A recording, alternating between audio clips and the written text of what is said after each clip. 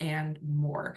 Qgiv recently joined forces with Bloomerang to provide an all-in-one fundraising platform that puts relationships at the heart of your fundraising. And so if you're interested learning a bit more about what that looks like, I encourage you to reach out or head to the Qgiv website.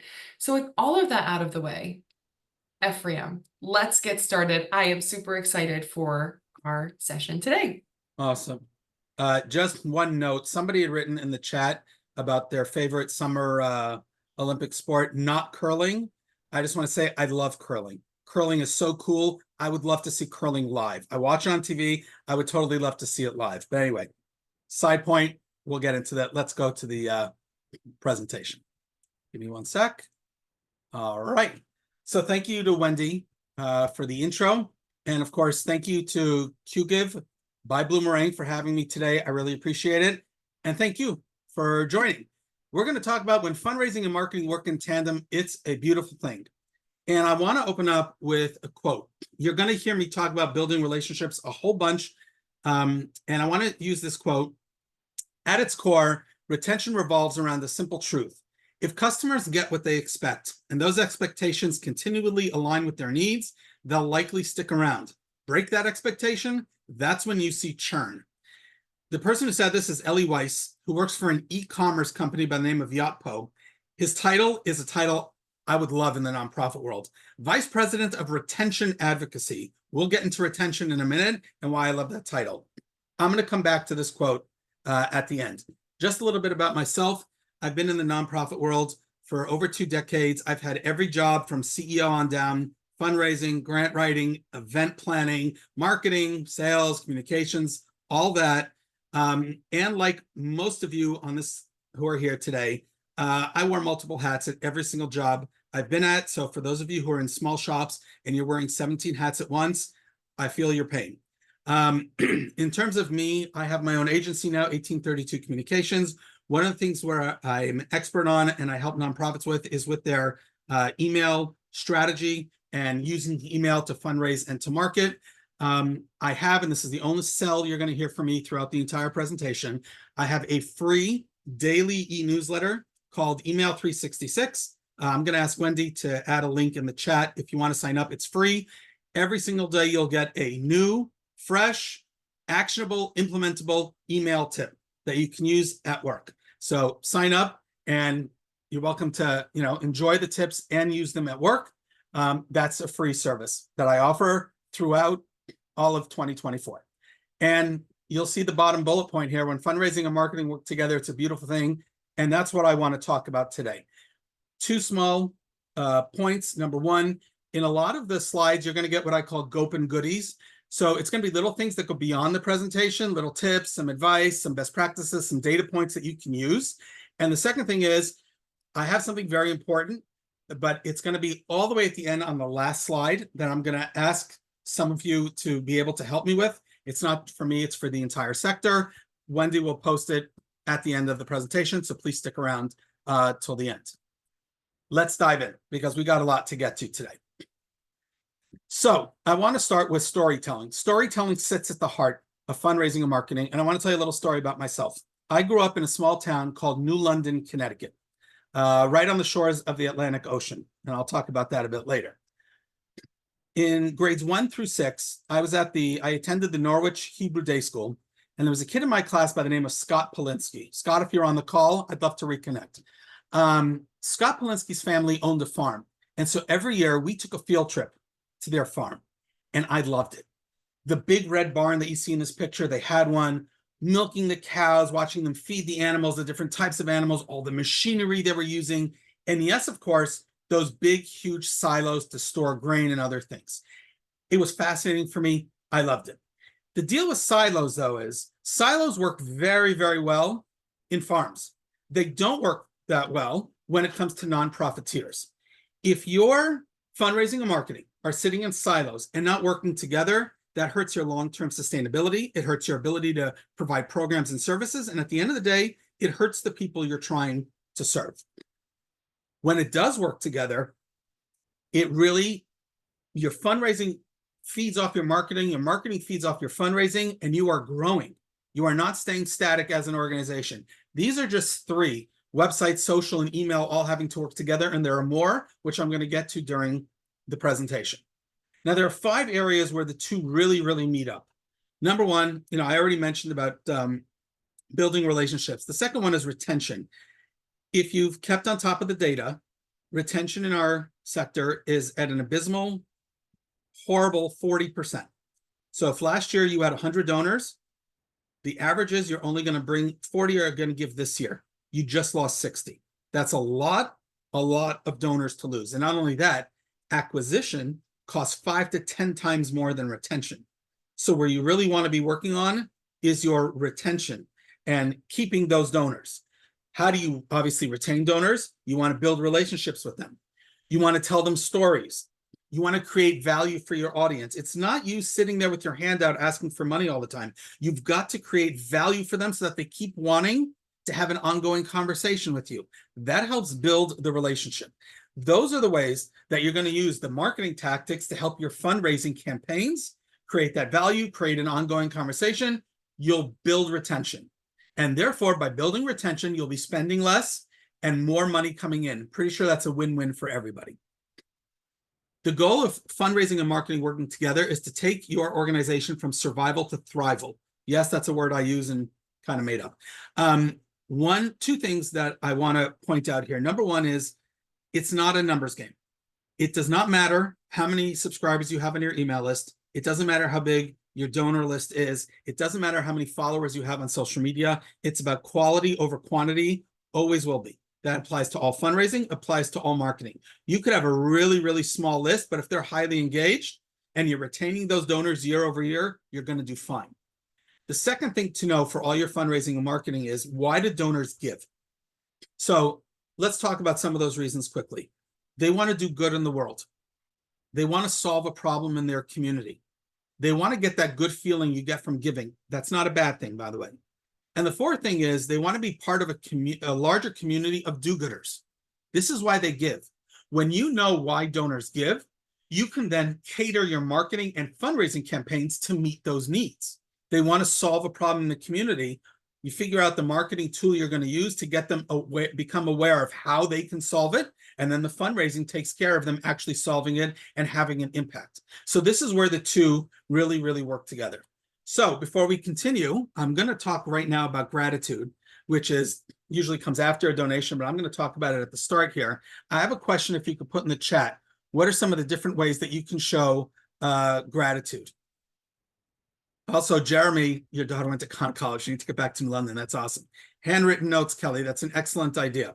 What other ways are there to show gratitude? Call. Emily, I'm a huge fan of phone calls. Same.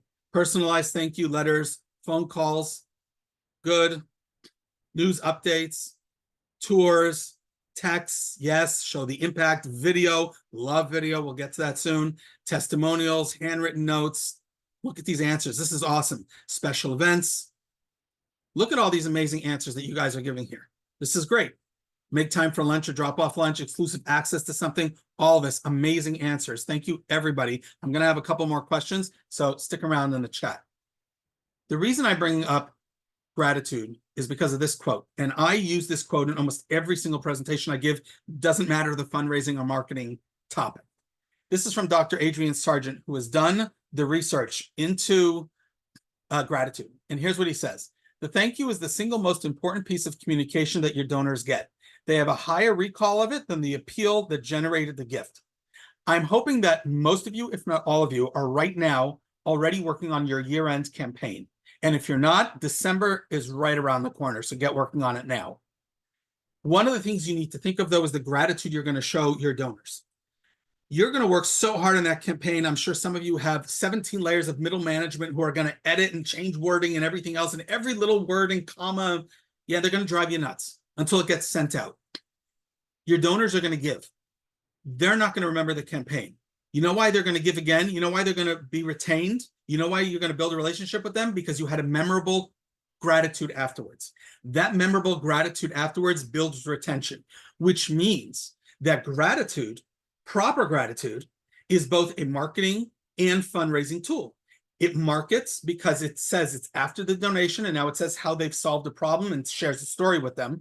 But it also, if it's memorable and it's done well and it's genuine and warm, you'll be able to fundraise from them again. So all your gratitude is fundraising and marketing working together. Let's talk about social proof. I'm a huge fan of this, and I don't think enough nonprofits use it. I'd like to introduce you to Adam Clevenger, who is a fundraising expert. He's a consultant out of Indianapolis. This he posts every year, and this is from LinkedIn, and I want to share with you his story. I was 4 years old when my mother quietly woke me early one morning. She hurried me out of bed and into her car. I was confused, kept asking her questions, but she drove in silence. The bruises were still visible. My father had caused them the night before as I watched helplessly, without a voice or the power to stop him. That night, we spent the first of many nights in an emergency shelter for abused women and their children. Donors made our stay possible. I've devoted my life to philanthropy mainly because of my mom's terrifying and courageous decision to leave. I believe it's up to us, the survivors. We should not remain silent. I feel compelled to share my story and make the same life-saving services possible for moms and kids, just like others did for us. And he shares a picture, and over here on the right, he shares 2 ways to give. There's Facebook, and you can give directly to Coburn Place Safe Haven in Indianapolis. Okay, this is a post he's posting on a marketing platform, LinkedIn, we'll call it, but he's using it also for fundraising. And notice how he's getting the point across through a story, through a picture. If I see Adam went through this in Adam's fundraising, I know Adam. It's social proof. Adam has vetted them. He's going to give to them. I'm going to give to them as well. Every year, Adam posts this, and I believe that this past year, he raised $30,000 for this shelter. Now, even more than that, the local ABC station in Indianapolis picked up his story, and they interviewed him. Now, he's got more eyeballs on his story, so he's now marketing it. He's now marketing the shelter, and he's helping them fundraise because people will hear about it and want to give. His company that he works for, his agency, Lawrence Sternberg and Associates, they shared the video on LinkedIn. Marketing and fundraising working together to help raise money and have impact. Let's talk about your fundraising portfolio. Back to the chat, please. What does fundraising allow your nonprofit to do?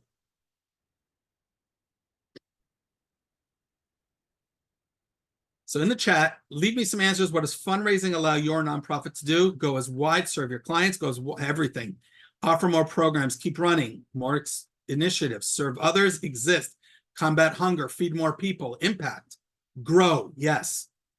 Offer more comprehensive care, good. Provide free wigs, I saw for cancer survivors, good one. Serve more clients, expand services, serve cancer patients with the gaps in care, get more teachers in the classroom, fund research, provide healthcare for the uninsured, advocacy, change lives for kids in foster care. Look at this. Look at these answers. This is what fundraising allows you to do. Look at all the good collectively all of you are doing in the world. This is amazing. If you can share this with your donors and give them that good feeling, you will retain them for a long time. By the way, keep the chat open because I'm about to ask a similar question in a second about marketing. I talk about diversification of your fundraising portfolio. Don't put all your eggs in one basket. Make sure you have different ways of fundraising. I didn't even have here, peer-to-peer, stocks, in-kind donations, major gifts. I don't even have, this could go on and on. But if you put all your eggs in one basket, just ask any organization that was only doing one gala event a year for 90% of the revenue, and then what happened to them come COVID. Not great. Now, how do you get all these giving options out to people? How do they find out about it? That's your marketing. You use the different marketing platforms to tell them about it so that they can give. Marketing and fundraising working together. I'm going to ask you the same question about marketing. What does marketing allow your nonprofit to do?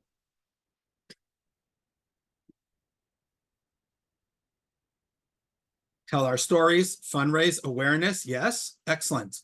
Reach more people, new donors, greater reach, share stories, share our mission, report on impact, connect communities. I like that one.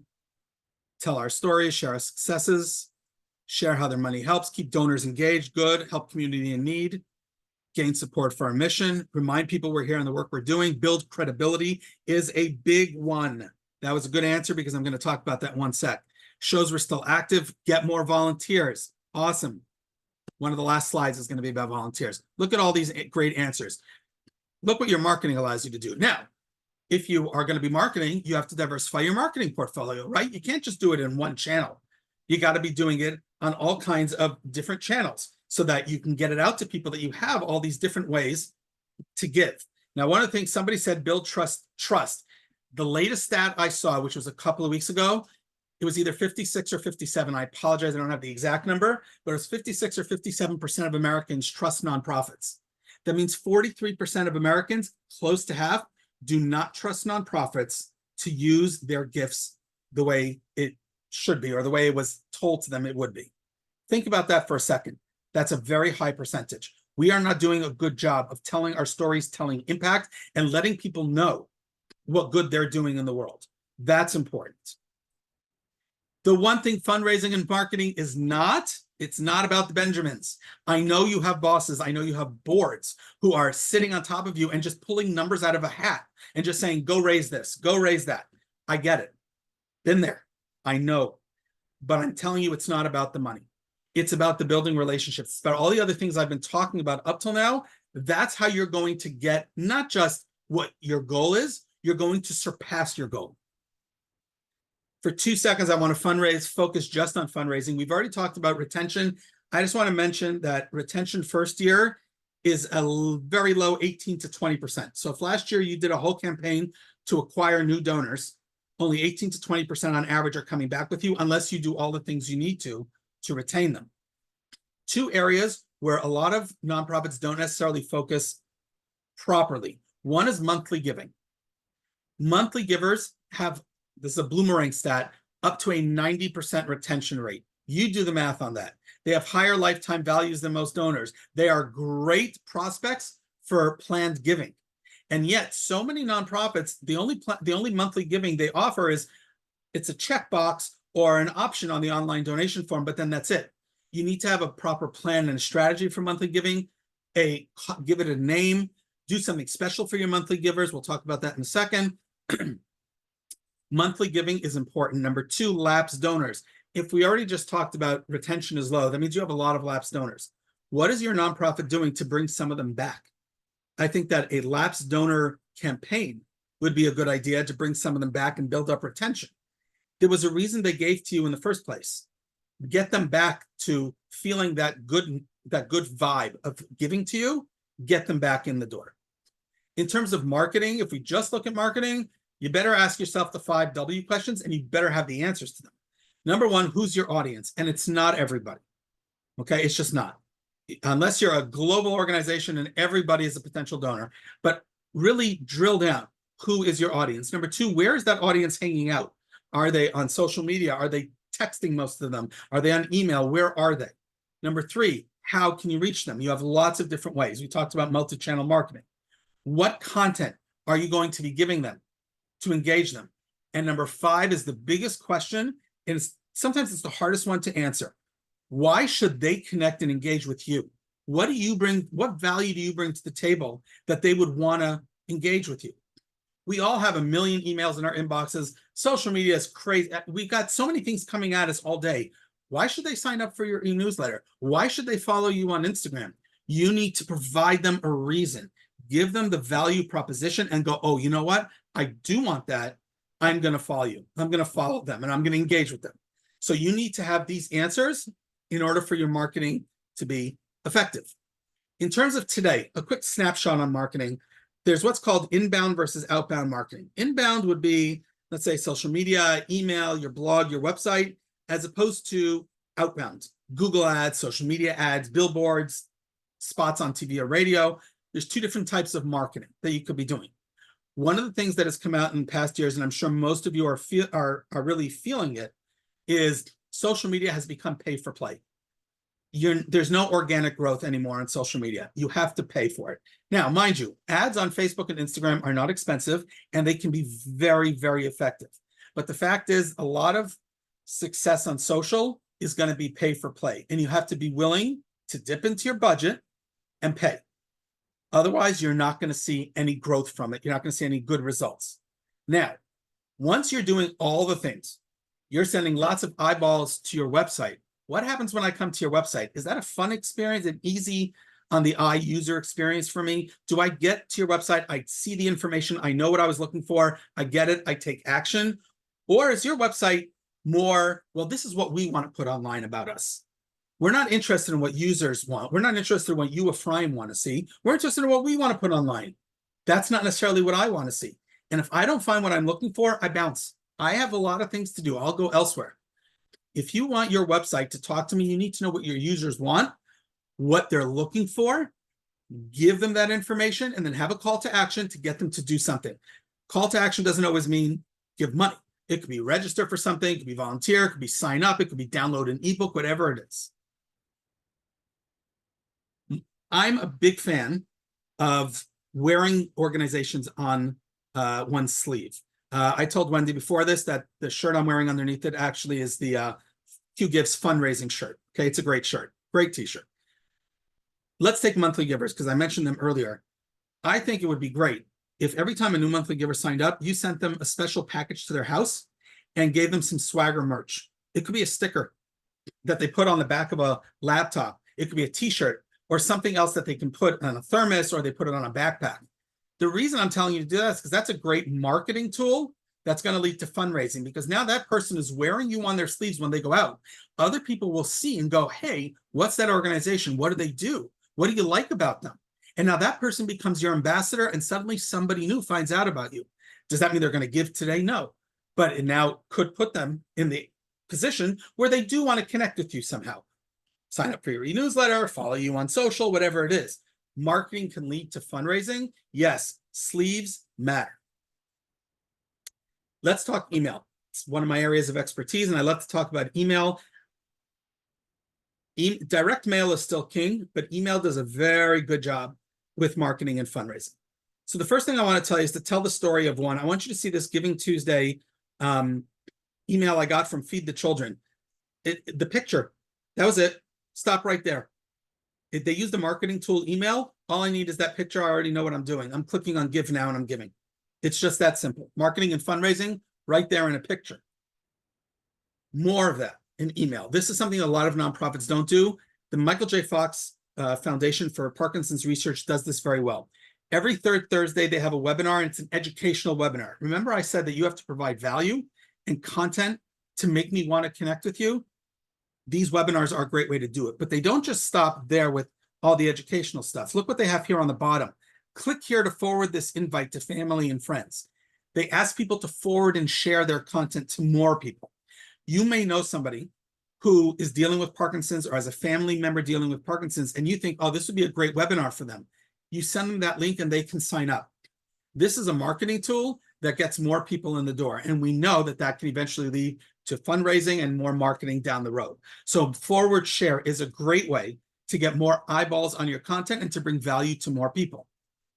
Mobile, over 50% of emails are now read on phones, which means that your mobile emails better be user-friendly.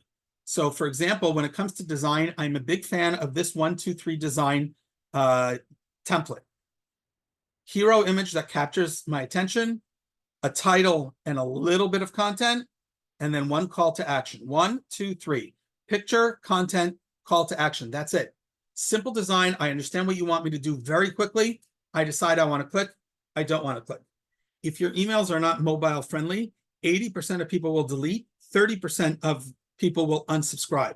You could lose 1/3 of your list if your emails are not mobile friendly and easy on the eye, easy for me to skim and scan. More email stuff. I don't know how many of you, if you have an e-newsletter, you should also have what's called a welcome email and even a welcome series. When somebody signs up, it's not a given they're going to sign up. And when they do, you should show them the proper gratitude. So for example, Save the Children sent me a welcome email. And in their welcome email, they had a touch point. They want me to learn more about the organization. From a design perspective, this is the order it should go in. Give a good thumbnail of a YouTube video. This thumbnail definitely captures my attention, this picture. And then put the call to action under it. Watch the video to learn more. But you put a touch point in that welcome email to get me to learn more. And you use a welcome series to start telling me the story of your organization and to start engaging me in it. One thing never to do in a welcome email is ask for a donation. Never, ever. You wouldn't ask for, this is not my quote, this is from Julie Cooper of fundraisingwriting.com. She says, you would never ask for somebody's hand in marriage on a first date. Don't ask for a donation in the welcome email. You have a welcome series of 3 to 7 emails, depending. And at the end of that, you can make a small ask of the person. But in your welcome emails, make sure you ask them to, a touch point, ask them to take an action. I've shown you some marketing examples. Now let's go to fundraising in email.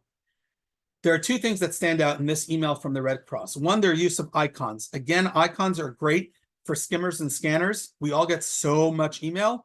It's great that, I can just move down and read quite quickly. But number 2, I want to show you their calls to action. Give shelter, give meals. It doesn't say donate now. What does it tell me? It says give shelter. In those 2 words, understand what they want me to do. Somebody doesn't have a house to live in, doesn't matter why, give that person a house to live in or temporary shelter. Give meals. There's somebody out there who doesn't have food. Give that person meals. What an amazing use of their call to action buttons. This is how you present a fundraising opportunity within a marketing framework. And it's so simple. Just the icons and the CTA alone tell the whole story. One thing, just an idea, if you want, I love the idea of celebrating donorversaries. Go to your database, find the date that a person first gave, and every year, assuming they're still donors, every year, send them an email and celebrate them for being a donor. This is not an ask. This is straight up gratitude. You're full of gratitude, love. It's something that's warm, it's heartfelt. It makes them feel good about helping out others and being a donor of your organization. It's a one-to-one piece of communication, and it's memorable. Remember what I told you about gratitude. Gratitude is both fundraising and marketing, and it is memorable because when it's memorable, the next time you ask, they're going to remember you sent them this GIF here of all the confetti flying in the air, or you could do it. You could just get your team together and shoot a quick video of everybody blowing party horns, throwing confetti in the air, celebrating the donor. They'll remember that.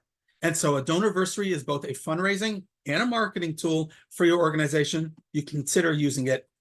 We talked about email. I want to go to social media for a minute. And I want to talk about owned versus rented property because I already talked to you before about outbound and inbound. Rented property would be social media. For example, if tomorrow Zuck decided to shut down Facebook, it won't happen, people, calm down. But let's just say he decided to shut it down. You would lose your following. You would lose all that content you've been posting. You'd lose your ads that you've been posting. And if he shuts down Instagram, there goes that too. So that's what we call rented property. If you're doing ads, you're doing it on Google's platform, right? Especially if I hope you all are taking advantage of the Google grant. If you're doing ads on Google, you're using rented property. Rented property is great. I have no problem with it. But I think that the owned property is where nonprofits certainly improve their presence. What's owned property? Your emails. You own that content. You own your list. Yes, you might be using MailChimp, Constant Contact, Beehive, ActiveCampaign, doesn't matter who, but you own that list of subscribers. You own the content that you're sending out, right? You also owned property would be your website, your blog, your direct mail pieces, your texts. All of that is stuff that you own. And you should be putting, if we're going to be talking about retention, put more effort and money into what's owned because it's mine. It's not going to go anywhere. Again, social media is not going anywhere. Google ads aren't either, but it's rented property.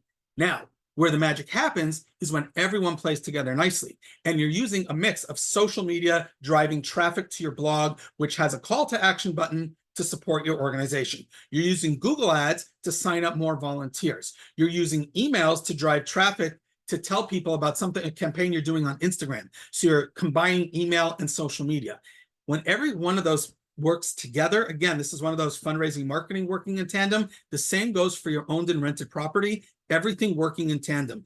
When these are siloed and they're not working together, you will get separate messaging, different branding, different campaigns.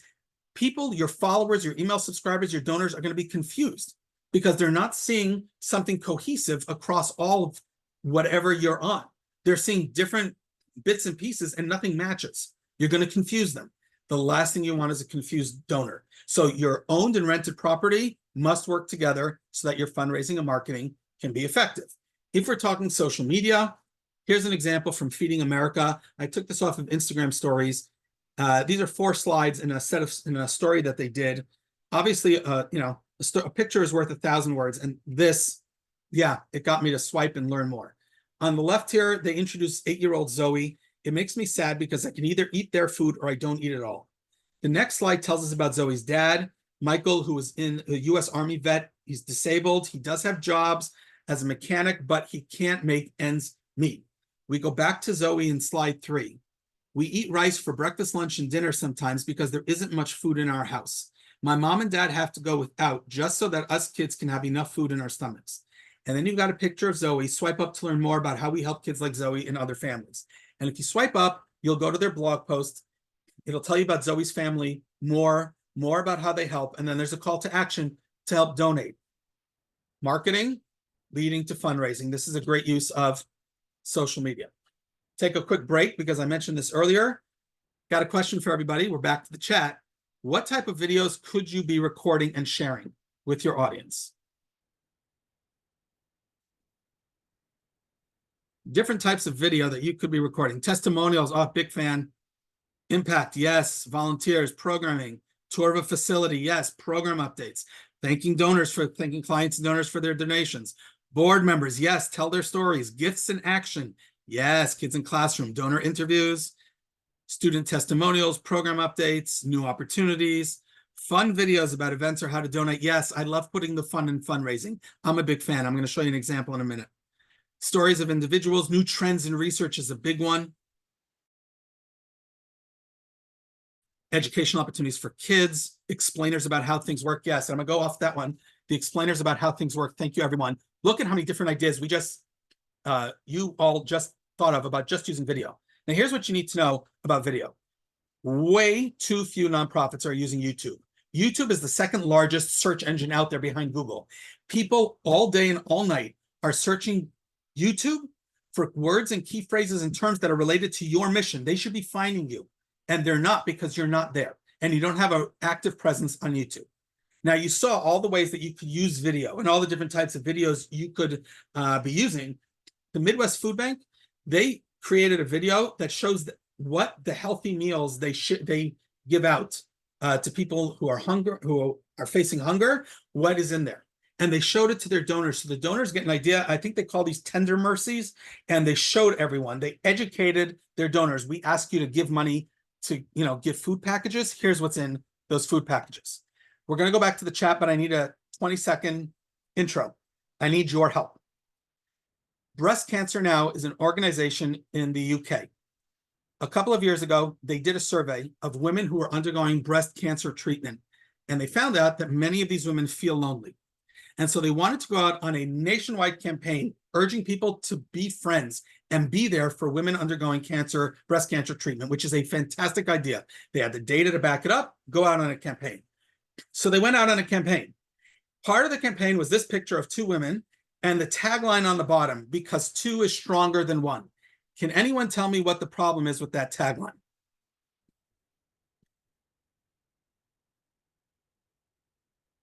It's for Breast Cancer Now, and the tagline is because 2 is stronger than 1. Emily got it. Yeah, I see it's coming in. Yeah, all the yikes. All the yikes. Mastectomy, correct. Oh, they both look sad. You know what? Yeah, although I think they were trying to give off that fighting image. Not sure it worked. Yes, Ashley, correct. You all got it. They launched this campaign nationwide, all over the UK. One woman, a breast cancer survivor, posted on Facebook that the idea is great. The execution, not so great. Her post went viral. Breast Cancer Now had to take down the entire nationwide campaign and issue apologies everywhere. So the amount of time, effort, and money it cost them to put it up and then to take it all down. This is why I strongly suggest, and I do this when I work on campaigns, and your organization should do the same. Anytime you're going to launch a fundraising and or marketing campaign, please have outside eyes look at it. It took all the people who answered in the chat, it took you 10 seconds to realize the problem with this. Breast Cancer Now could have shown the campaign in 5 minutes to 5 people who don't know who they are. Somebody would have said something and they would go, oh, whoa, we cannot launch that campaign. outside eyes for any fundraising and marketing campaign you're going to do. Let's continue. Sorry. Back to storytelling. Storytelling sits at the heart of fundraising and marketing. And in this case, I want to tell you quickly about 1 versus 30,000. If you send me an email or a direct mail campaign saying there are 30,000 people who go hungry every day in our community, please give $25, I'm not going to give, for the simple reason that $25 doesn't solve the problem. It has no impact. It's a drop in the ocean. If you tell me the story of one person facing hunger or one family and tell me $25 feeds them, I'm giving. That's how you have to present it to donors. Don't overwhelm them with large numbers. This example comes from Alex's Lemonade Stand Foundation. I love them. I love their online presence. They don't tell you about all the kids suffering from childhood cancer. They tell you the story of one 6-year-old Mary. And here we've got a testimonial and social proof from her mom. This is the campaign. Tell the story of one. The same was done by the Boston Children's Hospital. They didn't put a post on Facebook saying, here's what we do. No, they told the story of 3-year-old Poppy, who was diagnosed with retinoblastoma, and that they, did the procedures and operations needed to cure her. But they used Poppy as a way of storytelling to tell you, it's kind of a backdoor to what they do.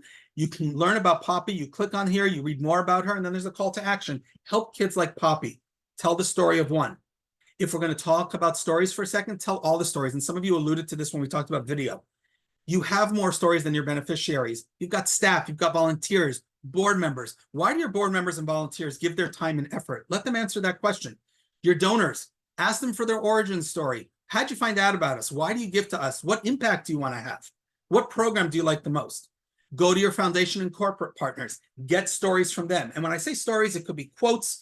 It could be a video. It could be a blog post. There are a million ways to use it. But make sure you're sharing all the stories. Again, if you want to engage me, I want a variety of content. So educate me, engage me, give me a variety of content, and I will stick with you. I want to talk about some areas of neglected real estate, and there are 3 I'm going to point out. One is your email footer, which most nonprofits do not use well, and you could be using it well. So I'm going to go back to the Michael J. Fox Foundation. I want to show you their footer for a second. Up top here, I love this tagline. Here until Parkinson's isn't. Fundraising and marketing right there, all in one, 4 words. They share their social media icons in an email. Why? People don't read all your emails. You want to give them opportunities to engage with you in different places. Share your social media icons. They share their website. You can go to the website, find out more. They ask you to share this email with friends and family. Again, back to that share and forward, right?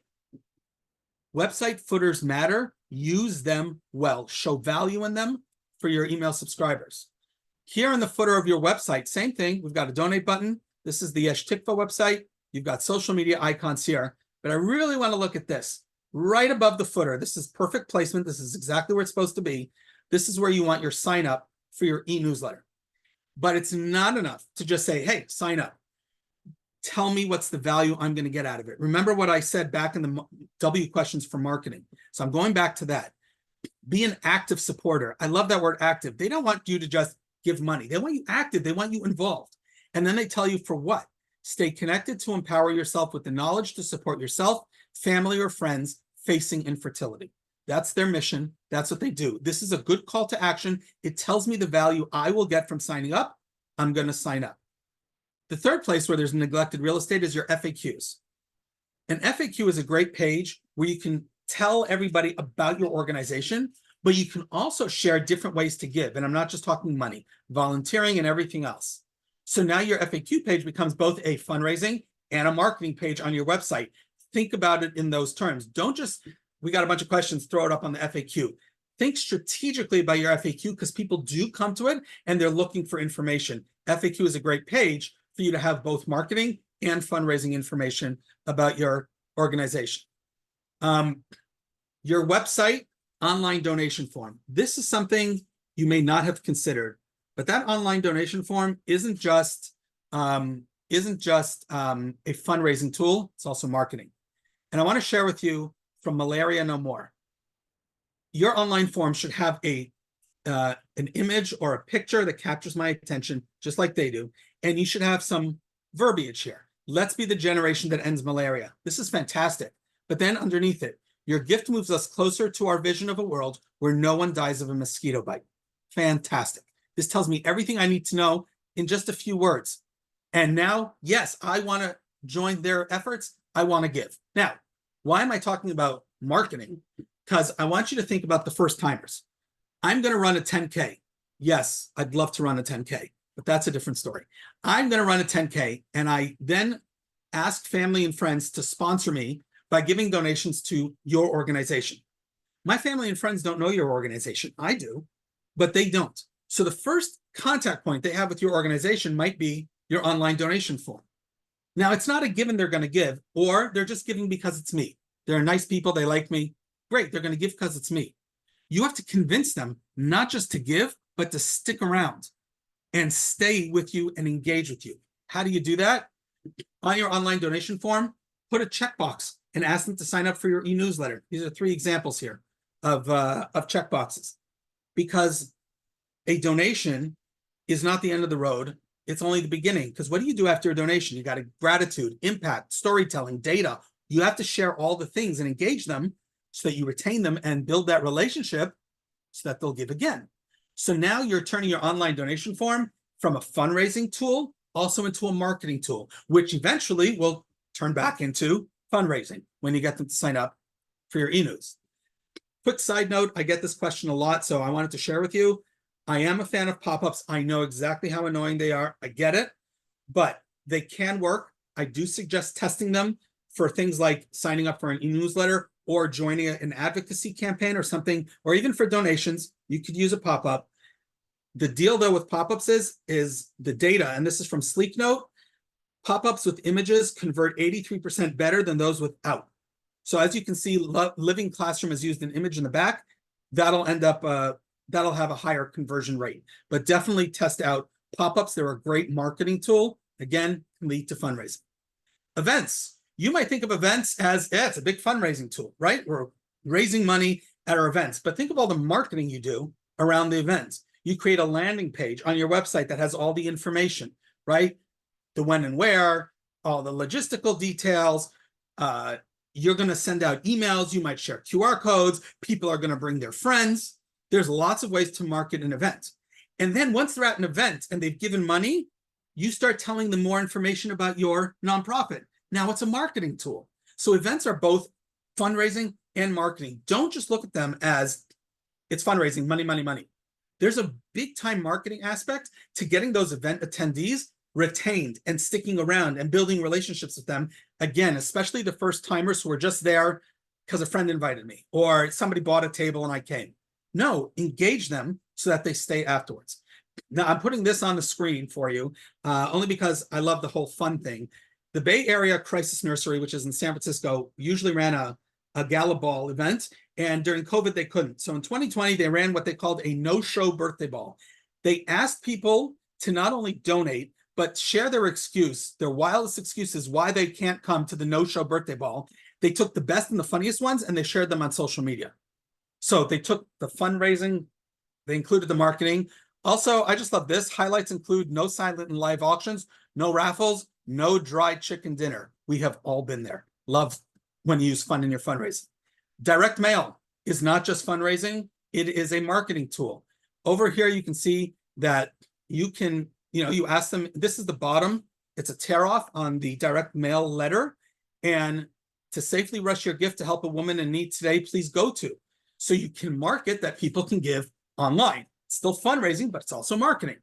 But they didn't just do that. They marketed something else. Please turn over for monthly giving options. They wanted to market their monthly giving program. And so on the back side of this tear off, on the back side of the letter, go give to their monthly giving. Again, direct mail now is not just a fundraising tool, it's also marketing. If I look at some other ways marketing can lead to fundraising, your annual report. If any of you are working right now on an annual report, which, let's see, has 4 letters from the board chair, the ED, the fundraiser, and 1 mega donor, and then has 36 pages of naming every single donor who's given to your organization since the Eisenhower administration, I'd suggest not doing that. Nobody's going to read it. An annual report, if you turn it into an impact and gratitude report, that I'm going to read. You can use data, images, quotes, stories, share the impact. I want to know that I solved a problem in my community. Remember, why do donors give? Tell me that I made an impact. Tell me I'm doing good in the world. Make me feel good. That's memorable gratitude. Guess what? Higher retention rates, better fundraising. Countdown clocks, they work as a sense of urgency. I wouldn't put it in every single email I send out, but yes, they can work. You will get more money from more donors using a countdown clock. And email subject lines, just as a data point, 1/3 of people decide whether to open an email based on the subject line alone. So if you send a fundraising campaign email, but the subject line stinks, you already lost 1/3 of your subscribers. So email subject lines have to rock. Now, putting the fun in fundraising, this is a campaign I got from the Student Conservation Association. They had a matching campaign. And how did they tell me about their matching campaign? Well, you see these pictures of puffins here, and then they start. $25 becomes $50. Fun fact, puffins are about 25 centimeters in length on average. So they just added some fun in here. 120 becomes 240. Fun fact, puffins spend about 120 days on land per year. They're just educating me about puffins who they work with as part of their mission. It's fun. This stands out. I'm learning about puffins while I'm doing some marketing and fundraising. It's all good. Matching campaigns, by the way, also are great. More donors give more money to matching campaigns. As long as, one of the things I would suggest as part of your marketing, show the impact like they do here. They show you $200 becomes $400. When I can see with my eyes the double impact I'm going to have, it's much easier for me to make a decision to give. Marketing that leads to fundraising is also hashtags. The British Red Cross had a campaign called The Power of Kindness. They used the hashtag everywhere. On the left, they used it on Twitter in their pinned tweet in their bio. On the right, they used it on Facebook and Instagram. It's a way of getting more eyeballs on the campaign, more people interested. If I like the campaign, I might post on Instagram about it. I will use that hashtag. Somebody following me will say, what's that hashtag? I want to know more. They'll click, they'll learn more. They might give to the campaign. So hashtags are both a marketing and a fundraising tool. Flipping things, however, we're going to go back to my friend Adam Clevenger. And I want to share with you something that he works on every year. Instead of doing Giving Tuesday, he works with an organization called Second Helpings, which is a food bank in Indianapolis. They do Gratitude Tuesday. I'm a huge fan of that. Not a huge fan of Giving Tuesday, but that's a whole separate webinar. Anyway, Gratitude Tuesday, what do? They take their fundraising data. They have a list of all their donors. They bring in their board members, volunteers, staff, outside people, and they do a phone-a-thon, and they call as many donors as they can on that day and simply say thank you. They don't make an ask. They simply say thank you. They use gratitude as a marketing tool. Now, one year, Adam here, you can see him in the forefront, and there are the volunteers and people in the back on their phones. They have a script. They have a list of who they have to call. One year, Adam decided to post the data.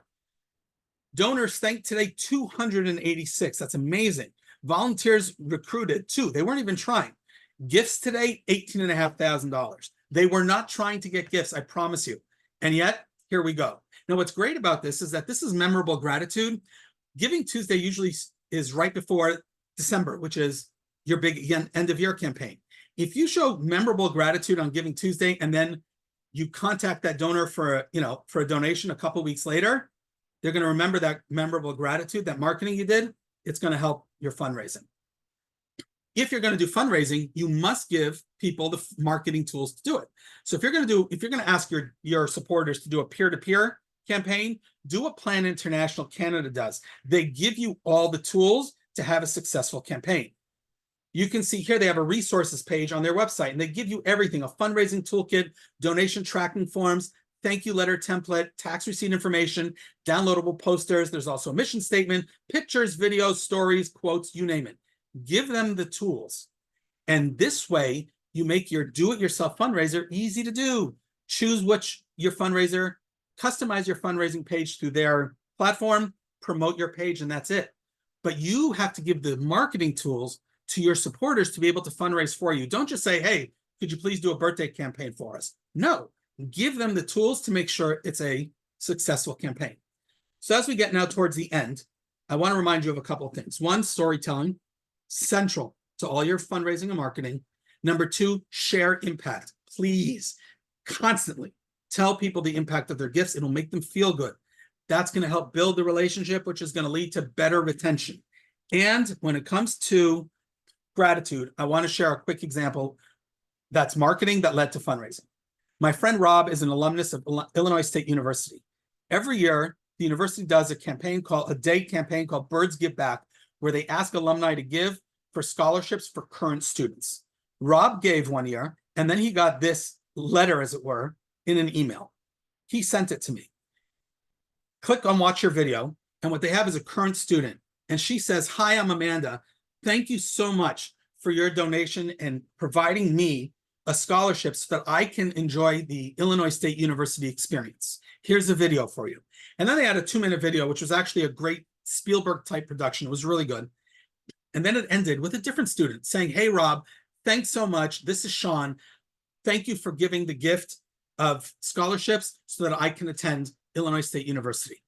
Imagine getting that video. You automatically see the impact because you can see the people you're impacting. I emailed Rob right away after I saw this. I said, "Are you giving next year?" He said, "Yeah, of course." Marketing leads to fundraising. And finally, I started with that. I mentioned them early on, volunteers. You got to market to them. They know your organization better, almost better than anybody else. And they're 66% more likely to donate financially to your organization, to an organization that they work with, than those who don't volunteer their time. They will donate, but you've got to treat them like your other donors. Impact, stories, the whole thing. Don't just, "Oh, you're a volunteer, give us $10. No. Build a relationship with them so they become donors. Now, how do you get them in the door in the first place as a volunteer? I want to share this with you from CARE. This is brilliant. They've used data to figure this out, and they have this on their website. Have 5 minutes, sign an advocacy email for us. So if all you have is 5 minutes, here's what we need you to do to help advocate for things related to their mission. Have an hour, join us and help us plan an event. So if you have an hour of time, that's what we need you for, to help plan an event. Have more time, we've got more options for you. Look at this marketing. This is brilliant. They took the data they have of how long each thing takes, and now, "Oh, you know what? I only have 5 minutes, or I have an hour, or I have more time." And then you can fundraise from your volunteers. I'm going back to the slide I started with, the quote from Ellie Weiss. "At its core, retention revolves around a simple truth. If customers, donors, get what they expect, impact, stories, they know they solved a problem, and those expectations continually align with their needs, their need to do good in the world and solve a problem in their community, be part of a community of do-gooders, they'll likely stick around. Break that expectation, that's when you see churn, and you're going to see more donors leaving." And so if I started with a story about myself and where I grew up, I want to end with a story. This is me on the first day of school back in September of 1977. Yes, it was a while ago. In my right hand, I'm holding my red, blue, and white bag, school bag. And in my left hand, I'm holding probably a steel lunchbox. If I had to guess, it's Scooby-Doo or some superhero on it. Now, the reason I'm sharing my picture from New London, Connecticut, is that during the summers, we were on the shores of the Atlantic. Every day, my mother used to take us down to a private beach we had access to. I spent 6 beautiful summers on the shores of the Atlantic. And I'm going to explain to you, it's one of my slices of childhood one of my strongest memories. And I want to tell you why I'm bringing that up now. A couple of weeks ago, Trust for Public Land sent me an email to take a quiz. "What's your ideal 4th of July adventure?" I said, "Okay, I'll take the quiz." So the call to action button, take the quiz now. They wished me a fantastic Independence Day, signed by somebody, so it's a one-to-one communication, no ask. Fantastic. Let's go to the quiz. 3 questions. What's your favorite outdoor activity? I chose hiking. What's your preferred scenery? I chose beach. Who do you enjoy celebrating with? And I could have gone with family or friends. I decided solo. I was curious what the algorithm would show me. Cape Cod National Seashore, right on the shores of the Atlantic Ocean, as if they knew what I had done in my childhood. And then this is great. The beach is calling and you must go. Bask in the sun, swim in the refreshing Atlantic Ocean. Cape Cod offers stunning beaches and picturesque lighthouses, ideal for a seaside celebration. And they have this great call to action here: explore our public lands near you. Now, I'm bringing this up because I was floored. The algorithm worked, but it wasn't just it reminded me of my summers. But literally 2 weeks before I got that, I was in Boston. I went down to the Cape like I do every summer when I go to Boston. I met a friend and we go for a long walk along the seashores of the Atlantic Ocean. That is me 2 weeks before I got this quiz on the shores at Cape Cod. So they nailed it. For any of you who are wondering why I wore that specific shirt to the Atlantic Ocean, 3 words: when in Rome. Anyway, I continue. I went and clicked that call to action button, and I wanted to know more about my home state in Connecticut and what this organization does for them. So they have some data here. And at the bottom right is View Connecticut. And now you go to their website. They have a page dedicated to the state of Connecticut and what they do. You can see all the projects they've completed in the state of Connecticut, their resources, and what they've done in Connecticut, in New Haven, in Stamford, among other places. Explore all our projects. I can explore projects near New London, where I grew up, or near Norwich, where I went to school. This is great. I love this. All the marketing. What does it lead to? The bottom of the page, TPL team in Connecticut, support our work. There you go. They knew me, meaning their algorithm worked. I get it. But still, it talked to me. And if I wanted, this would be that support their work. That's the call that would get me, because everything I just lined up for you from a marketing perspective, all lined up to a donation at the end. Wonderful job done by Trust for Public Land. So simple a quiz, but it's something that resonated with me, somebody who's not a supporter of theirs. I'm just an email subscriber, but this whole process resonated from the marketing to the fundraising. Thank you to Qgiv for having me. Thank you, Wendy, for the intro. Thank you for being here. And I asked you to stick around if you please could. I have a request. Wendy is going to share with you in the chat a link. If you are a fundraiser and you also write grants, or you manage grants, or you consult on grants, if you have anything to do with the grant process, I'd really appreciate if you could click on the link that Wendy is putting in the chat right now. It is a survey to ask about your experience filling out grants. I'm doing this in partnership with Founded Technologies, and we are giving this a similar survey to foundations, to grant makers. And we're going to see what both sides say, and we're going to have recommendations and findings to bridge the gaps within the grants process. So if you have anything to do with grants, please click on that form. It'll take a couple minutes. Please fill it out. I'd really appreciate it. But in terms of ending, because I know Wendy's back now and I know my time's up, if you want to connect with me, that's my website, 1832communications.com. I'm happy to connect with nonprofiteers wherever they are. Go to my name, let's connect. And as I mentioned at the outset, email 366 is my free daily email tip. Tomorrow, just so you know, if you signed up, you're going to get what's called Friday Funnies. So it's a bit less of a tip, something to laugh at, but you'll enjoy, promise. But every day is another tip on how to use email to boost your fundraising and marketing. I'm here now, Wendy, to answer all the questions. If somebody wants to ask me privately, there's my email address. Feel free to email me. Happy to get you an answer. And with that, Wendy, I will turn it over to you. Awesome. Thank you so much. I agree with the chat. Everyone's loving this webinar. It was fabulous. Also agree with the loving the Jaws shirt, especially at Cape Cod. But we have quite a few questions, so let's get to it. One note before we get started, I know it's past the hour. If anyone has to hop off, you're going to get the recording tomorrow, so you can tune back into the Q&A and get more good information from Ephraim. But let's get started. First question from an anonymous attendee. Wendy, sorry to interrupt 1 sec. I'm just catching up with the chat now. Thank you. You're welcome to everybody, but thank you for being here. I appreciate it. Really glad you enjoyed. Okay, let's get to questions. It's a treat every time we have you. Thank you so much. Anonymous attendee is asking, we send swag to new donors depending on what level they give, such as a first-time gift of $250. Does it hurt retention if you say you have a critical need and then send a quote-unquote expensive gift? Okay, so anonymous, there are different schools of thought on this, and so I can present all of them if you want, but I'll keep it short. I'll take World Wildlife Fund on their website. If you become a monthly donor, they offer you some swag. And there are 3 choices. There's socks, there's an umbrella, and the third choice is don't send me anything I don't want, meaning we want to save the environment, you don't have to spend money on me, something like that. You can ask your donors.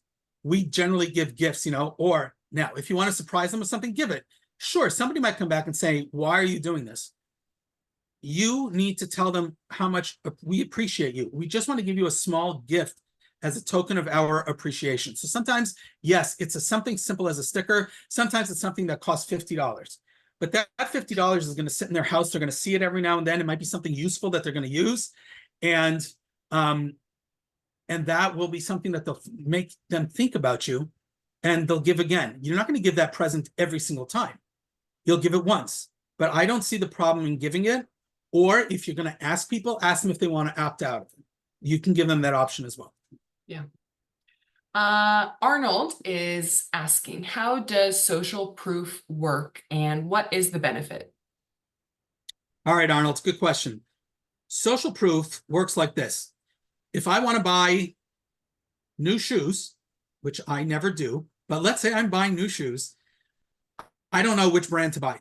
I post on Facebook and ask my family, my network, what do you guys suggest? And you get all kinds of recommendations, good and bad. That's social proof. We turn to our networks constantly asking for recommendations. The same goes for fundraising and marketing. If I see somebody who I know is a donor to your organization, oh, he gives, she gives, I'm going to give. This works very well, by the way, with millennials and volunteers. Okay. The Qgiv generational giving report. I know that report very well. It's in there as well. If I'm not mistaken, that was one of the findings. It's important for them to see. If you're going to put pictures of volunteers, put your millennial volunteers. Oh, there are people my age. I know that person, or I know her, or she volunteers there. I want to be there. That's the importance of social proof. And social proof can be used in email, blog, website, direct mail, texting, everything. You name it. It's a simple quote, but the goal is to get it out there. And again, I go back to what I said about sharing all the stories. Social proof comes from multiple people. Foundation corporate partners, regular donors, monthly givers. Don't just leave them out because they only give $10 a month. No, they can be some of your best, social proof people, volunteers, board members, staff. Get them all. Yeah. You are right about the generational giving report, and there is a new version coming very soon. We found just that network is so important, especially for younger generations. You nailed it on the head, Ephraim. Promo time. Megan is wondering, how do you get your board to buy into relationship building as opposed to revenue being at the core of your marketing and development strategy? Okay. Megan, I'm taking a deep breath because this gets me very soapboxy and banging my head against the wall. I know the problem. It's a tough one. However, there is the short-term needs and the long-term needs of the organization. Board members who sign up want to see the long-term success of the organization as well. They want to see growth. If money is always the bottom line, you will not grow. You simply won't. Growth comes because you're building those relationships year over year. If you have a board member who owns a company, ask them what they prefer. Do they prefer a one-time customer who never comes again or repeat business? Ask them. That's the answer. Repeat business. That's a business way. Take it to nonprofits. Building relationships over the long haul is what's going to take you from survival to thrival. When you live in a poverty scarcity mindset that everything is about the almighty dollar, you will never get out of it. It is a bottomless pit. Yep. Breathe. And Tough Megan, I feel your pain. Yeah. Yes. Tough spot to be, Megan. I feel you. Arnold is asking, what are the ways of marketing your fundraising on TV, radio, internet, etc.? All right. So, internet, you've got internet ads, Google grants. The Google grant allows for spending up to, if you're accepted, up to $10,000 worth of ads a month. Somebody has to manage it. Happy to talk offline. There's somebody I use, somebody you could find, doesn't matter. But the point is somebody has to actually plan it out, strategize, and manage it. That's on the internet. TV, it's very expensive. But on the other hand, I'm a big fan of using TV ads that you don't have to pay for. It's called media outreach. Getting in touch with journalists, and that's a whole separate webinar in and of itself on how to do media outreach. But you do media outreach so you reach journalists who want to tell your story to their audience. And now you get more eyeballs on on what you're doing. The same goes for radio and print. You get in touch with journalists who want to tell your story. And then that story gets out there to people who don't know about you. And now they find out about you and, hey, I'm interested. Let me go to their website. Let me sign up for their e-news. Let me volunteer for them. I'd love to do that. That's how you get more people participating and engaged. Halo effect, right? Halo effect. Yep. I see something in the chat asking about recording. Yes, recording will be sent out with slides. Ellen is asking, what are the figures regarding unsubscribing in response to a solicitation email? What is an acceptable figure?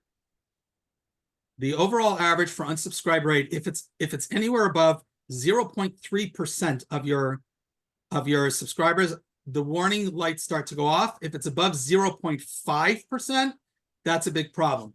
Now, what was the name of the person who asked that question? I'm sorry, I missed it. Ellen. Ellen. Okay, I apologize, Ellen. Thanks for the question. One caveat to that. It's not a one email and done. It's kind of overall. So if your overall unsubscribe rate, and we're talking over tens of emails, hundreds of emails, is 0.5% and higher, you're going to have huge problems. Because at some point, Gmail, let's say, sees that, Gmail's going to start closing off your emails to Gmail users, or they're going to send it to spam. Yahoo would do the same, Apple, all the others. If you're using MailChimp, they're going to see a high unsubscribe rate. They're going to wonder, are you buying lists? Are you sending to people you don't have permission to send to? And if you do, MailChimp will cut you off. So you want to be on top of the unsubscribe rate. And Ellen, I'll give you an added tip. This is a marketing tip. Check why people unsubscribe. You know, sometimes they leave a message. A lot of times none given is the reason. They don't tell you. But sometimes they'll say, I'm moving jobs. Oh, they're not unsubscribing because they hate us or they don't like our content. They're just moving jobs to a new email address.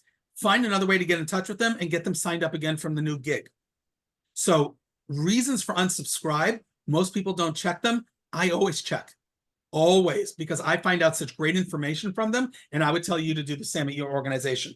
But if you're doing above 0.5%, let's say, and that's an average, there's a problem, and you have to figure out why you have such a high unsubscribe rate and what to do about it.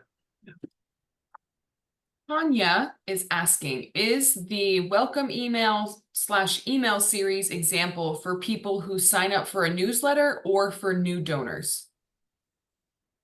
Hi, Tanya. It's for new email subscribers, but as I showed, they may become new subscribers through the online donation form. So they may become new donors. New donors don't automatically subscribe to your e-newsletter. And if you are automatically putting them on your e-newsletter, again, you're going to have deliverability problems if they mark it as spam because they weren't expecting it, let's say. You might have high unsubscribe rates. So you have to ask. So it's that welcome series is for new.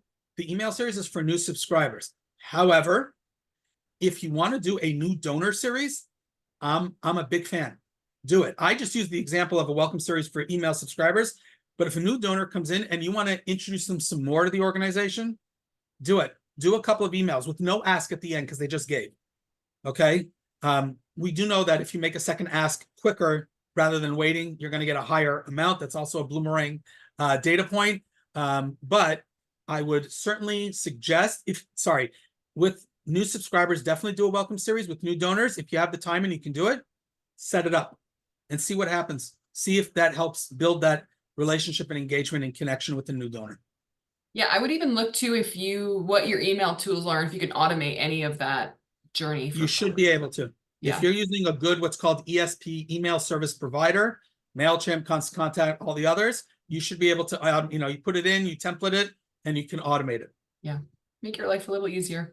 Yep. Trinity is asking, what are some connection ideas for an older demographic that struggles with online tools? We are attempting to expand our demographic to younger people as well, but we always struggle with the older patrons not being accepting of everything being online. Great. So Trinity, thanks for the question. I'm a big fan of meeting people where they are. If I've worked with organizations to send out surveys and ask people, how do you want us to be in touch with you? Do you prefer text? Do you prefer email? Do you only want direct mail? Do you never want direct mail? If you're talking older generations and you're having a problem with the online, direct mail, and when I say direct mail, not just one campaign a year, the good direct mail programs go 6 to 8 direct mails a year. They're not all fundraising. Some of them are an impact report. Some of them are gratitude. Direct mail, they do read their emails. The average donor, just so you know, is over the age of 60. They read emails. I've done tests. I've spoken to donors in order to understand how they interact with nonprofits. Older donors read those emails. Those direct mail pieces. And they'll read a longer letter because they've got time. They'll read a 4-page instead of a 2-page. They'll read an 8-page instead of a 4-page. So direct mail is one. Number 2, phone. Get on the phone and start calling them. They will speak to you on the phone. They'll answer their phone. Say thank you. Get to know them better. Ask them for their donor origin story. And if you want, for some of them, meet them for, you know, a cup of coffee. You may have older donors who are lonely. You know how much they would appreciate somebody from your organization going to their house or meeting them at the local cafe for coffee and just a bite to eat and sit and talk with them for an hour? Not about your work, not about your, talk to them on a personal level. Just get to know them better. And I'm not talking about only major donors. I don't want the discussion to be, well, I'd only meet somebody if they give 100K or more. No, it could be a $10 monthly giver, but $10 a month is 100% of what they can give. For them, that's a major gift. Get out to them, meet them where they are, get to know them. That's how you build relationships with older donors. Yeah. We have two pretty similar questions here, so I'm going to do both at once. We raise over $10 million online every year. We have a semi-large marketing and direct response team.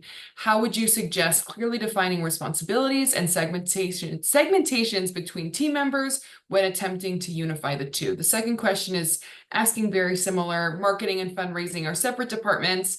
They're considering a reorg, and how would you recommend combining the two and defining those strategic relationships? Okay, thank you for the questions. I don't suggest necessarily a reorg. I suggest putting everybody in the same room and start talking to each other. Literally a conversation that you don't even have to lead. Oh, I do this, I do this. Okay, but wait, what if I helped you do this? What if I helped you do this? What if I gave you that data? What if I had this for you? And suddenly you're going to make connections in the room you didn't think were possible. So instead of doing the whole reorg, you could do it internally on your own. But if you're going to do a reorg, what you want is some marketing people working on the fundraising team and some fundraising people working on the marketing team. Because the messaging, when I send out a email campaign, email is still also a marketing tool, right? So I'm thinking of email as marketing. I'm not thinking of email as fundraising. If a fundraiser reads the copy that you're putting out, they'll see some things that need to change to make it more fundraisy, bad word. But that reorg means that everybody's working together. So when there's a campaign, and one of the questions was about segmentation, right?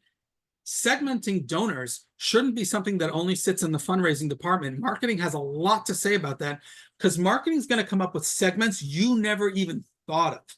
And so when the two are sitting together, okay, we've got this big online campaign, we want to raise $10 million.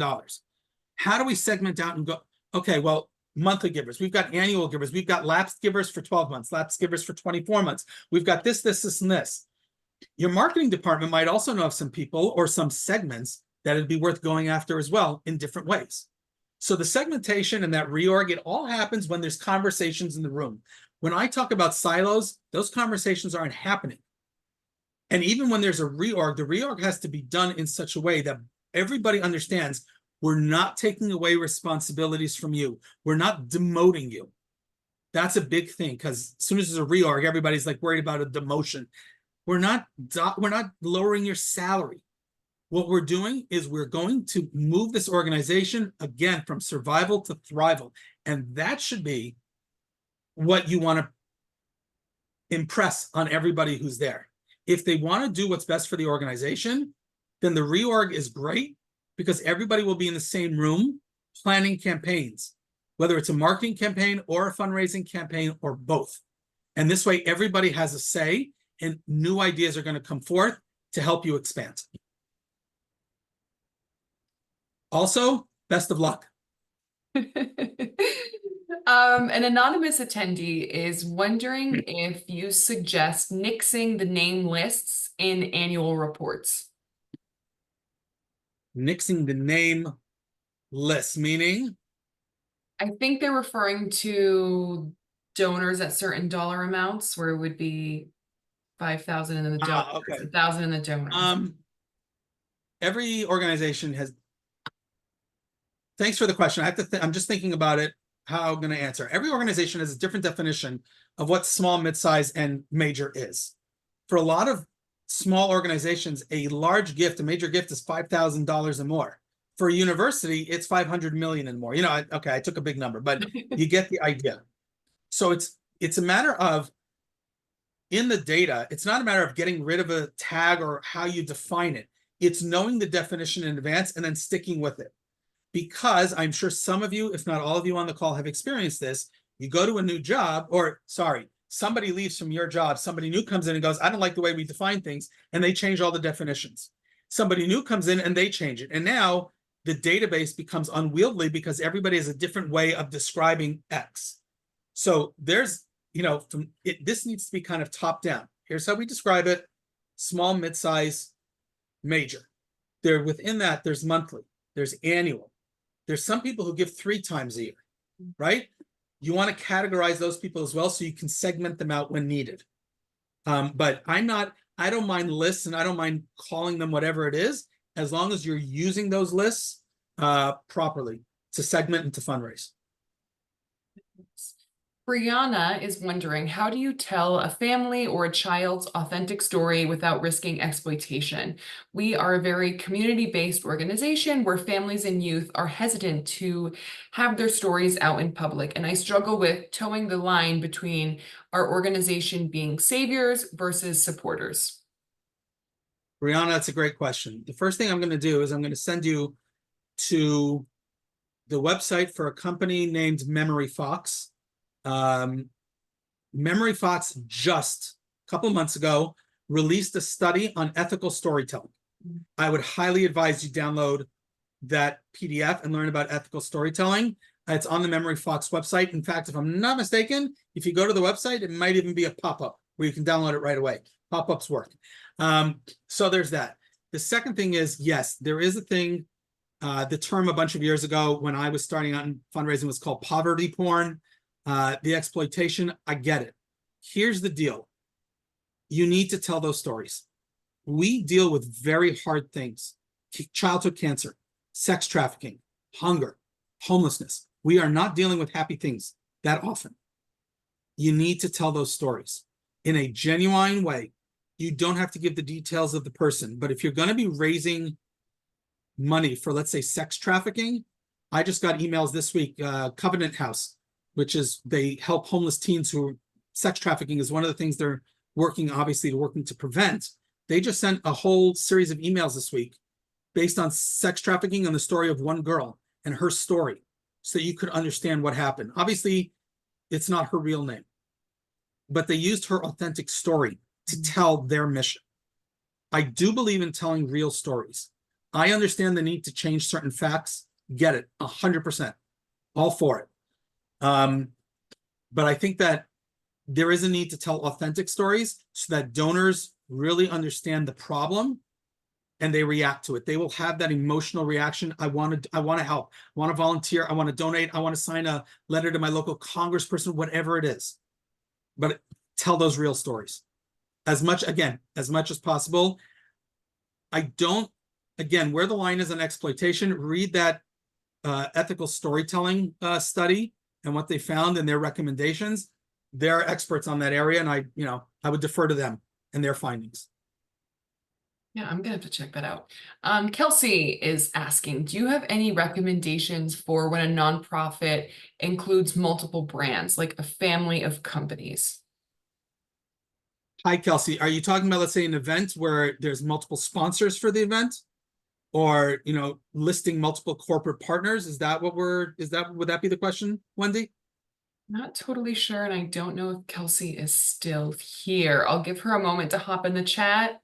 And okay, Kelsey, if you're still here, in general, obviously you want to spotlight and highlight any partners you have. That could be with logos, but logos on your website isn't enough. You should have emails going out highlighting them. You can use it in your direct mail pieces. You can use it in your QR codes that lead to something. When you're at an event, obviously you have those big runners or the banners or whatever thanking them.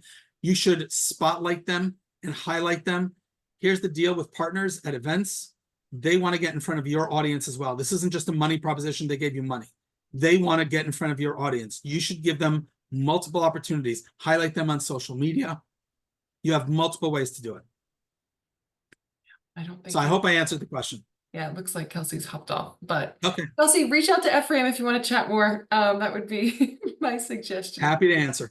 Hit the nail on the head for you. Do you have any advice on how to recapture previously subscribed, now unsubscribed email recipients? Okay, who asked the question? Anonymous. Anonymous, okay. So here's the deal, Anonymous. you can do what's called a reactivation campaign. I can't remember the name of the organization. Oh, Candid. Candid just did one a couple months ago that I saw that I really liked. It's a reactivation campaign. They specifically did it, though, for people who haven't opened or engaged with their emails in like 6 to 12 months. I'm a big fan of data hygiene, cleaning your data constantly. I know that a lot of nonprofits don't have time for it or the people power. I get it, but you got to clean your lists. But when you have a list of people who haven't engaged with you in months, you can send them what's called a reactivation campaign. Hey, we noticed this. We wanted to tell you that since the last time, in the last couple of months, here's some stories we featured, or here's some impact we've had. If you'd like to learn more, we'd love for you to reconnect with us. And if not, we thank you for being a subscriber. They can unsubscribe. If they've already unsubscribed, it's very hard to do a reactivation campaign because you're not necessarily going to get in their inbox. So a reactivation campaign would have to be in other ways, like you talk to the person, get them to sign, get them to go to your website. You'd have to find other ways. Direct mail might be one way, but if they've already unsubscribed, I'm not sure I'd do a reactivation campaign. I'd first concentrate on the ones who aren't opening or aren't engaging. Start with them. Right. Nancy is wondering, do you always get a photo release and permission when taking and posting photos and videos of minors? Sometimes even with a release, it is concerning. Thanks, Nancy, for the question. The answer first is yes, not even a question. Absolutely have to get that photo release. The second thing is, I agree it's concerning. So you want to be careful just about the faces you're showing or who you're showing. And we'll leave it at that. Again, this goes back to ethical storytelling and what pictures to use and what not. Should all your pictures be of sad people? No. Should all your pictures be of just children? No, because there are children with parents or children with guardians. There's lots that go into this, but definitely get those releases. If you don't have the release, you're going to be in big trouble. So for sure, get the release. The second thing is, I'm going to say something that might be to those of you who are here, and thank you for sticking around. I know it's late. And some of you, if you're missing lunch, I apologize. But I am not a fan of showing people from the back. You'll see pictures which are pixelated, or, you can't see their face, or they only show the back of their heads. I'm not a fan. And the reason is because I don't think that captures what I want when I open up an email or a direct mail piece. I want to see a face. We react as humans to faces, right? We react to their facial expressions. We recognize happiness, sadness, excitement in an instant. We'll recognize it. When I see a face, I'm more likely to read on. The second I see something pixelated, I'm not saying that's a bad thing. Some people might wonder, some people know why you do it, but there's still this like hidden element. They're hiding something. We know you're not. I know you're not. And 99% of donors know you're not. But there might be somebody out there who's like, it just looks weird. I don't like the look personally. And so anybody I work with, I will always ask for releases if we can. Now, having said all that, I have worked with places, shelters for abused women. I have worked with kids who are abused. I have worked with those populations. When we have to, we will use stock photos. Okay? I'm not a fan of stock photos at all. But when we have to, we will. There's nothing you can do about it. And you explain to your audience, this is who we deal with. We simply can't show for their safety. Everybody will get it. They know you're not hiding anything.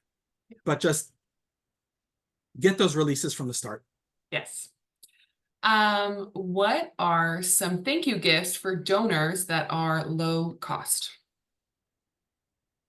Is this another anonymous?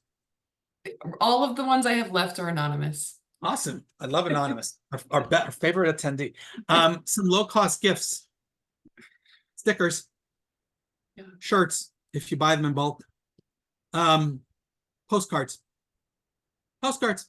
Get postcards made that have a picture on the front and a signed thing on the back thanking the donor. Pictures. Very often people don't send pictures anymore, right? We do everything on our phones. Who's old enough on this call still to remember when we used to print pictures, right? I can tell you that if a donor or somebody comes to visit your facility, let's say, and does a tour, get a picture. A couple of days later, a week later, 2 weeks later, send them that picture with a handwritten note saying thanks for coming, and send them a picture of them on the tour, sitting with the kids or learning about the facilities and learning about your mission. Those are low cost things. They don't take a lot of work, and it's something that that person will appreciate. In other places where I've worked, we've done presents that were created by the people themselves, the beneficiaries. Sometimes, yeah, you can have a kid write a note saying thank you with a drawing of rainbows in a house or what, some nice drawing from a kid. It could be you work somewhere where they're doing helping people learn a certain what's the word I'm looking for? How to do a certain job. And there are things that they're learning to put together. Maybe they can put together something, and that's part of their training. It's job training. So they put something together, and now you've given that donor something in their hands that was made by the people they're supporting. So you can do that as well. All of those are low cost. Anonymous attendee again. Social proof question: is positive or negative stronger? People like you do this versus only 4% of those reading will give this, right? What do you think? I'm going to go with positive because I'd like to stay positive with the marketing.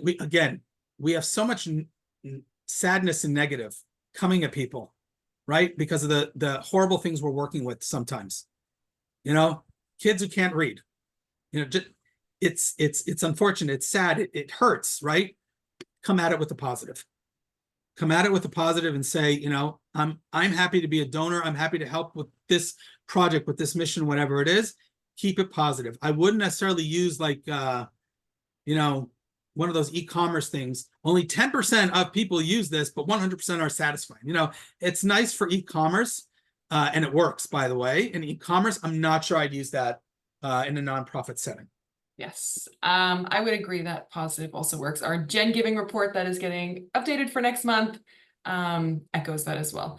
Michelle, what is your opinion on pro NFL team yearbook programs sold at NFL games? Hi, Michelle. The question is that the organization's yearbook sold at an NFL stadium? Is that the question? Looks like Michelle is here. So hopefully Michelle can hop in the chat. Michelle, if you can explain the question a little bit, I want to understand the specific case, just so I can give you a correct answer, or at least an answer I think is correct. Let's hope. Are there any other questions? Because I'll take another question before Michelle. Yes, it is the chats. books, Michelle says. It's the books. So it's a nonprofit book that they're selling at NFL games. Why not? You got 60,000 fans. I do it before the game because post-game they've all had something to drink. So, and when I say something, it's very possible it's quite a lot. But yeah, why not?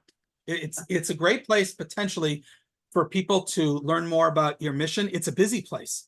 So you want, obviously where you're going to be selling them, where you're going to put your stand and everything else. It's a very busy place. Also during halftime, people go in and out. During the quarters, people go in and out. I see no problem with it. If the NFL team is your partner, so you're getting it for free or very close to free, that's great. You've got a big audience there for 3 to 4 hours. That's great. The only question is where they're locating you. Are you in a central enough place where you get enough walk-in traffic? I'm not saying if 1,000 people pass by, that's bad. No, that's great. What you also have to do, if you do it, please, Michelle, at least you don't have to send me the results, but I'm curious. The data, meaning how many people approached your table? How many different people approached your table?